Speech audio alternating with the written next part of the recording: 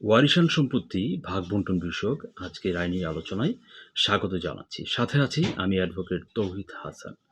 মৃত ব্যক্তির ত্যায্যবৃত্ত সম্পত্তিতে এক স্ত্রী, ২ পুত্র এবং ২ কন্যা যদি ওয়ারিশ হয়ে থাকেন, সেক্ষেত্রে কে কতটুকু সম্পত্তি প্রাপ্ত হবেন?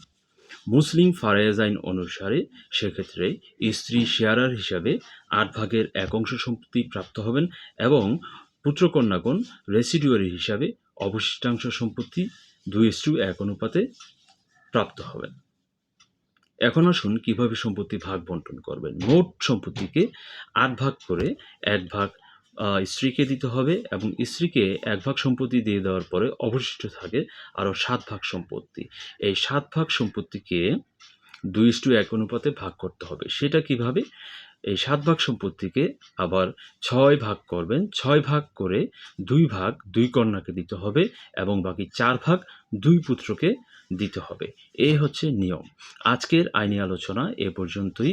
আপনাদের যদি আইনি বিষয়ে কোনো প্রশ্ন থাকে তাহলে অবশ্যই কমেন্ট বক্সে লিখে আমার ভিডিওটি শেয়ার করে দিবেন। পরবর্তী অন্য কোনো ভিডিওতে আমি আপনার এই প্রশ্নের উত্তর দেওয়ার চেষ্টা করব।